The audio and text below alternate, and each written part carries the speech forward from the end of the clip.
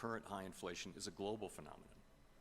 그리고 지금 이제 어떤 제약 조건으로서의 인플레이션을 얘기를 하는데 이것이 지금 단순히 미국에서의 일이 아니라 글로벌리하게 그러니까 세계적으로 같이 일어나고 있는 일이라는 거를 얘기를 하고 있습니다. Many economies around the world face inflation as high or higher than seen here in the United States. It's also true, in my view, that the current high inflation in the United States is the product of strong demand and constrained supply. And that the Fed's tools work principally on aggregate demand. 총수요를 대응하기 위해 가지고 지금 연준이 정책을 취하고 있는데 어쨌든 이 어떤 뉘앙스가 있는지 읽히냐면요. 공급망 혼란이라고 합니다. 그러니까 예전도 아니죠. 팬데믹 시대에 이 워커들이 병에 걸려가지고 일도 잘 못하고 뭐 여러 가지 일들이 있어가지고 공급이 부족할 때 일어나는 혼란을 사실 통화 정책으로 잡기는 사실 좀 어렵습니다. 통화 정책을 바꾼다고 해서 갑자기 아픈 사람들이 일하러 가고 공급을 늘리는 것은 아니니까요. 그러니까 기본적으로 연준의 통화 정책은 수요 억제 정책인데 지금 수요 문제가 아니라 공급 문제에서 일어난 인플레이션이라고 한다면 연준이 지금 해결하기가 좀 어려운 상황이다라는 건 애들로 얘기하는 게 아닐까 이렇게 한번 봐야 될 것 같아요. None of this diminishes the Federal Reserve's responsibility to carry out our assigned task of achieving price stability. There is clearly a job to do in moderating demand to better align with supply. We are committed to doing that job. 그럼에도 불구하고 지금 연준의 책무는 수행을 해야 하는 거고 기대 인플레이션 얘기를 나왔습니다. 결국 아까 얘기했던 것들이랑 좀 상충을 하는데 제가 아까 들으면서 이거는 나중에 말씀드려야겠다고 생각한 것이 이제 역사는 인플레이션을 낮추는데 이제 드는 고용 비용이라든가 이런 거를 좀 늦어지고 그러니까 연준이 지금 인플레이션을 잡기 위해서 이 확신을 가질 때까지는 이거 좀 계속해야 된다. 지금의 정책을 조금 계속해야 될 것 같습니다. Unfortunately, the same is true of expectations of high and volatile inflation. During the 1970s, as inflation climbed, 계속해서 지금 1970년대를 인용하고 있는 것은 지금 어떤 상황인지를 보셔야 될 것 같아요. The more inflation rose, the more people came to expect it to remain high. 그러니까 지금의 인플레이션이 오르게 되면 사람들이 앞으로도 인플레이션이 오르게 될 거야라고 지금 생각하게 되고 그것이 기대 인플레이션이 높아지면 앞으로 인플레이션을 낮추는데 조금 더 많은 더 긴 여정을 필요로 하게 된다는 얘기를 한 것이거든요. 이거는 시장에서 지금 지수들을 잠깐 체크를 해봐야겠습니다만 좀 매파적으로 지금 가고 있구나라고 시장이 생각할 가능성이 매우 높아 보입니다. 계속해서 들어보시죠. And they built that belief into wage and price decisions. As former Chairman Paul Volcker put it at the height of the Great Inflation in 1979. 폴 볼커 전 연준 연준 의장 얘기 나네요. Returning to a more stable and more productive economy must be to break the grip of inflationary expectations. 인플레이션 기대치 깨야 되는 게 큰 주제다라고 얘기를 합니다. How actual inflation may affect expectations about its future path is based in the concept of rational inattention. 합리적 부주의라는 얘기를 하고 있는데요. 잠깐만요. 이거는 제가 조금 더 들어보겠습니다. Households and businesses must pay close attention and incorporate inflation into their economic decisions. 인플레이션이 높을 때 가계와 기업들의 이제 행동 양식이 바뀐다는 거죠. When inflation is low and stable, they are freer to focus their attention elsewhere. 반대로 이제 인플레이션이 낮을 때는 또 행동 양식이 바뀐다라는 얘기 정도로 보시면 될 것 같습니다. 왜 합리적 부주의라는 개념을 얘기하는지 조금 더 들어봐야 될 것 같습니다. 제가 바로 지금 이 부분은 바로 지금 뉘앙스 설명하기가 어렵네요. 일단 계속 들어보겠습니다. Former Chairman Alan Greenspan put it this way. For all practical purposes, price stability means that expected changes in the average price level are small enough and gradual enough that they do not materially enter business and household financial decisions. 물가 안정이라는 것이 이제 실용적으로 되려면은 실질적으로 가게라든가 사업하는데 영향을 끼치지 않을 정도로 지금 낮고 점진적으로 가야 되는 게 맞다 정도에 대한 얘기를 했는데 지금은 그렇지 않죠. 인플레이션이 모든 사람들의 관심 끌고 있죠. The longer the current bout of high inflation continues, the greater the chance that expectations of higher inflation. 같은 얘기입니다. 그러니까 현재의 인플레이션이 계속되는 상황이 더 높은 인플레이션에 대한 기대를 만들 것이다. 그러니까 현재 인플레이션이 기대 인플레이션을 견인합니다. 그렇게 되면 지금 연준의 의무는 그것을 막아야 되는 것이거든요. 그렇기 때문에 기대 인플레이션을 깨는 작업을 지금 해야 된다는 폴 볼커 연준 총재의 말을 인용한 것은 지금의 연준도 그 작업을 해야 하는 상황이다라는 것을 시장에 설명을 하고 있다. 이렇게 보시는 것이 타당해 보입니다. And that brings me to the third lesson, which is that we must keep at it until the job is done. 예. 이것을 유지하겠다라는 얘기를 했습니다. 매파적입니다. Inflation are likely to increase with delay.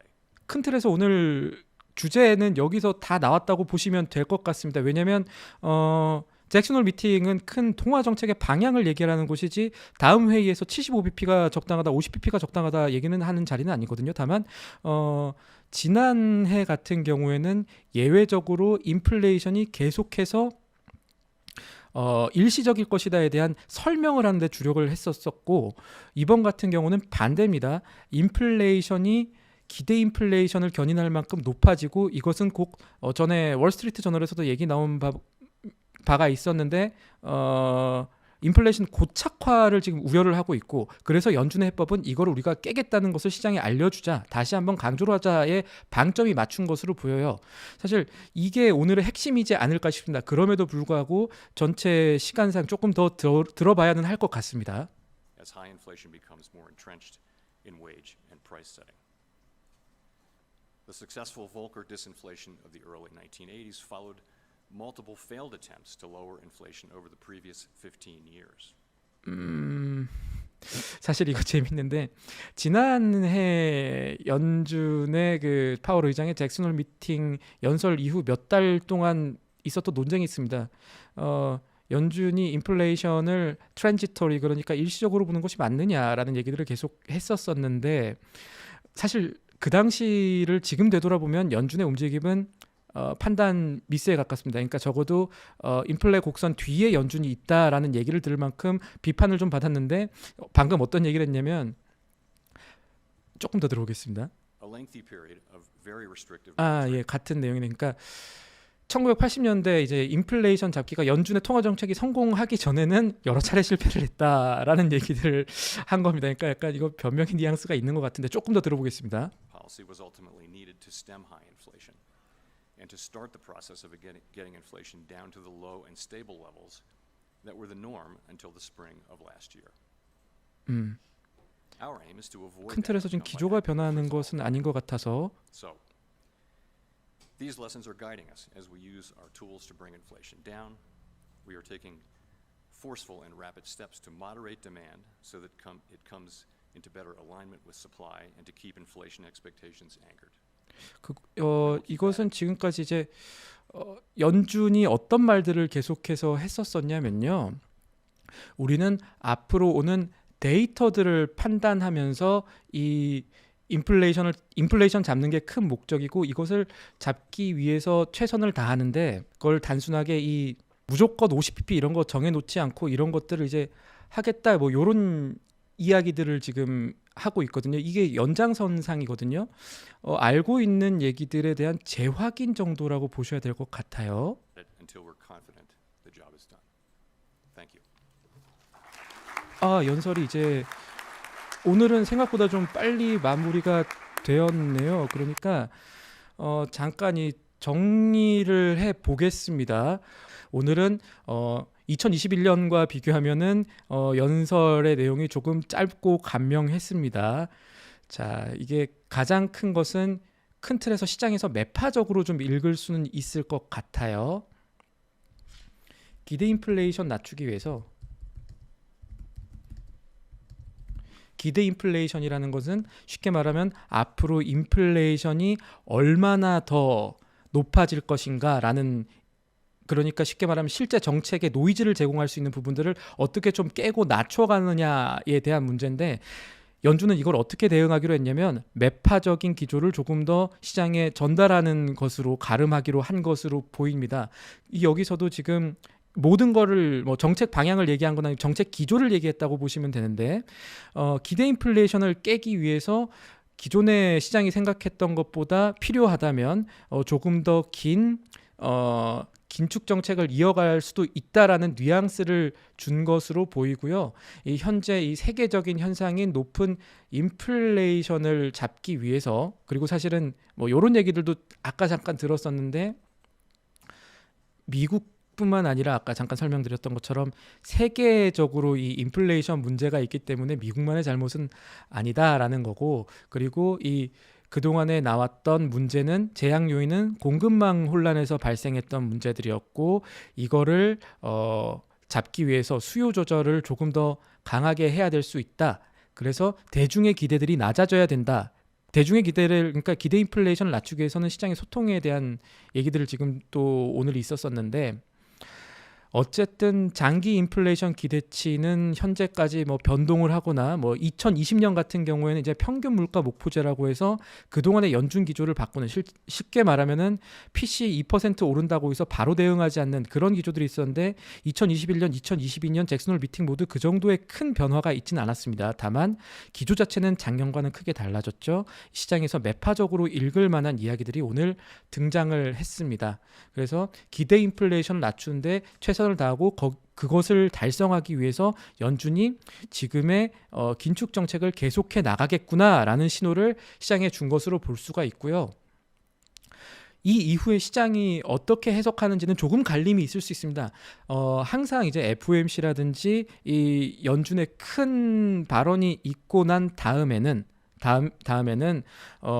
하루는 시장이 이렇게 해석했다가 뒤에는 다시 그 시장이 조금 변동이 있는 경우가 있는데, 큰 틀에서 오늘 내용만 간단하게 말씀을 드리자면, 어느 정도 우리가 고통을 감수하더라도 금리 정책에 인플레 잡는 데 더 집중해야 할 때, 이 정도로 오늘 이야기를 요약을 할 수가 있겠고, 일단은 파월 의장의 연설은 생각보다 간결했고 명확했습니다. 고통이 좀 있더라도 금리는, 물론 이제 7월 달에 한 말을 조금 강화시키는 말이긴 해요. 그때는 조금 이거 도비씨 한 건가 시장에서 지금 생각을 했었는데, 오늘 파월 연설을 보고 나서는 시장이 페드가 도비씨하다거나 아니면 페드 피벗이라고 합니다. 페드 피벗이라는 것은 뭐냐면, 현재 지금 경기 침체 뭐 이런 얘기들이 나오고 있는 국면에서 그것을 막기 위해 마치 중국처럼 뭐 양적 완화를 다시 하려는 듯한 그런 움직임, 뭔가 좀 완화적인 정책을 급전환한다는 그런 뜻에서의 패드 피봇은 일어나지 않겠구나라고 시장이 예상을 할 수가 있다고 봐야겠습니다. 그래서 지금 어느 시장에 어느 정도 변화가 있는지 잠깐 확인을 하면요, 지금 보는 게 FOMC 9월에 어떻게 될까, 금리 어떻게 될까, 이런 거 연방 기금금리 선물 시장 데이터를 가지고 움직이는 페드 워치라고 하는 게 있는데, 이게 지금 어떻게 변해가고 있는지 좀 볼게요.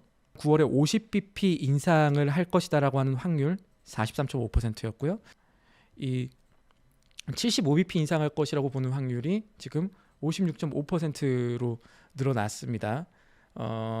그래서 시장은 아직까지도 완전히 한쪽으로 몰아가지는 않습니다만, 조금 뒤를 좀 봐야겠습니다만, 어느 정도 오늘 발언이 시장의 이 연방 기금금리 선물 시장이라든지 또 이 자산들에 대해서, 자산 시장 특히 이제 지금 연준이 해야 될 것들이 부동산 그리고 주식 시장과 같은 이 자산 시장의 돈을 채권 시장으로 올려 보낸 다음에, 그 다음에 이제 이 QT라든가 여러 가지 조치를 취해야 되는 단계에 있는데, 분명히 지금 주식 시장에 영향을 미칠 수 있는 이벤트가 발생을 했습니다. 어쨌든 어느 정도는 고통을 감수를 해야 한다라는 기조 정도를 재확인했다. 하지만 뭐 엄청나게 큰 메시지가 던져졌다라고 보기는 어렵긴 하지만, 지금까지 파월 의장의 기조는 1년 전과 많이 달라졌네요. 연설은 생각보다 좀 짧게 마무리가 됐고요. 저희가 준비한 것도 오늘은 여기까지 말씀을 드려야겠습니다. 저는 뉴욕 스튜디오에서 이 파월 연준 의장의 이번 잭슨홀 미팅 생중계를 담당한 신인규 뉴욕 특파원이었고요. 시청해주신 여러분 감사합니다. 오늘 시간은 여기까지 하도록 하겠습니다.